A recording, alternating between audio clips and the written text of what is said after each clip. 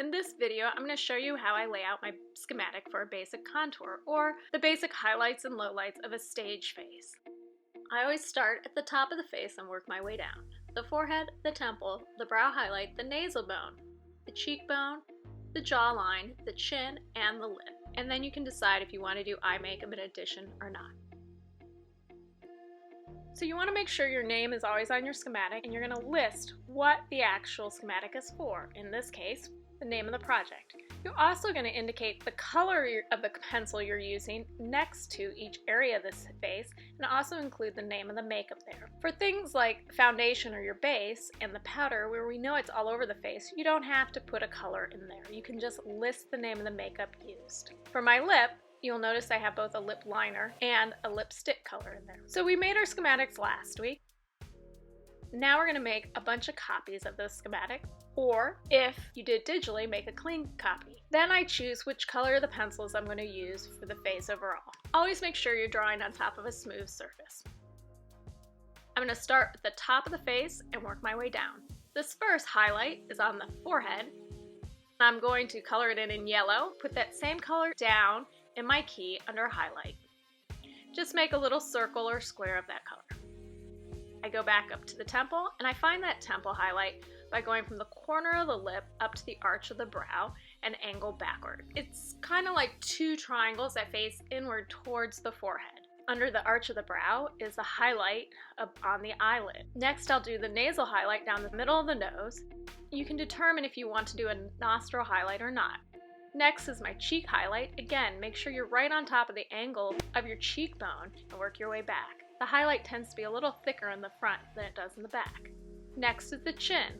I tend to do a little curve of the chin or cover right at the bulbous point. Then you want to make sure your highlight for your jawline is indicated.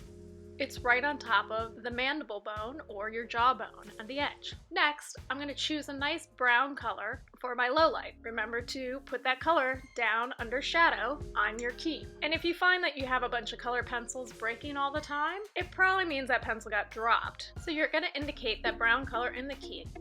And then start from the top and work your way down. This way you make sure you don't miss anything.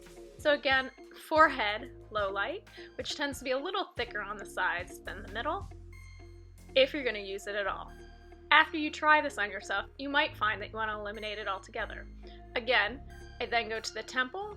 This is, again, this triangle or L bracket facing away from your highlight, your cheek, right underneath the cheekbone or right at the bottom of the bone and down, and my low light color tends to be a little thicker towards the back. I sometimes refer to these as Nike swooshes, or yin and yang upside down against each other. Then you're going to go along the sides of your nasal bone, so it's right on the side of the nose, and it's less at the bottom, and it gets a little thicker and fades up into the brow. Taking a moment to dash my lines on so I can see the side of the nasal bone to make it a little easier for you to see. Then you want to put that low light right underneath the jawbone and pull down.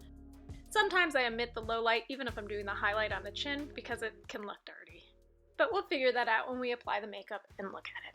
When I do my blush, you'll see that I do a solid circle initially in the key, but I'll change it because I like to indicate with using a dash line. So I'm going to use that same dash line with cross hatching in my key. I like to use the dash line because it's usually going over something, and it's easier to see where those highlights and lowlights are with a dash line and hatching over top of it. You can also determine if you want to put a little bit of blush over the forehead and the nose and the chin area, but you get to make that decision as your own designer. Next, I'm going to do my lip liner and my lipstick. Again, remember to indicate your color down in the key. I tried to make those colors different enough that you can tell the difference of them when you go to color on the schematic.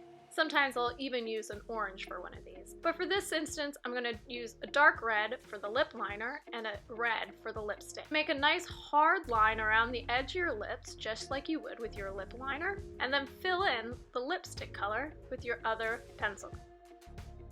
And you'll notice most of my pencils tend to coordinate pretty close to the actual makeup colors I'm using, but I'm not using makeup. I'm using a color pencil. It's cleaner and neater for the schematic in the long run.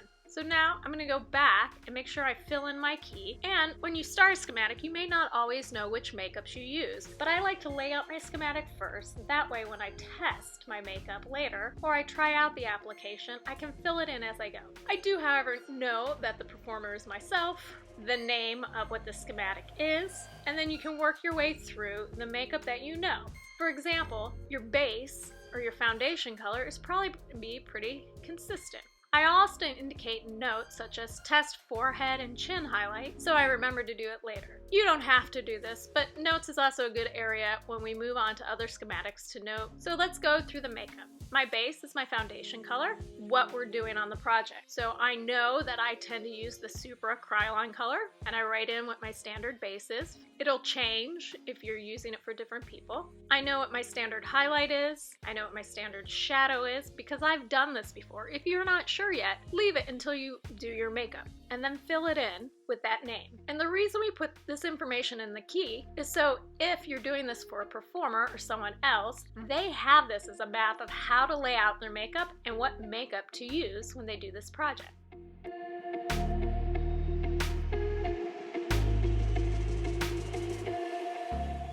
I've just realized I forgot to indicate powder on my key, so I'm adding that in along with the lip liner, and I'm going to make sure those are defined areas in my key and list the powder that I'll use. I like the Krylon translucent powder.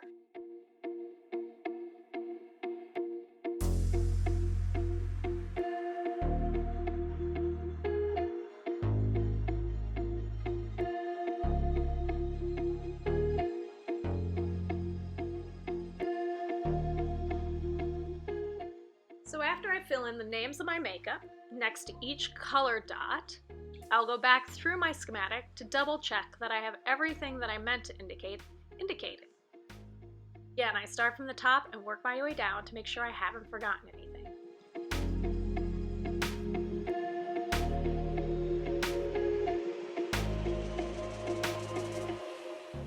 If you want to do additional things, you can go back and fill in the eyebrow or any eye makeup that you intend to do.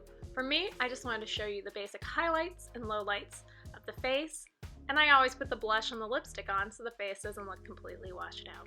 Don't forget to take a photo of your schematic and upload it, so if any adjustments are needed, I can give you those notes before you apply the makeup next week. Till next time, thank you everyone!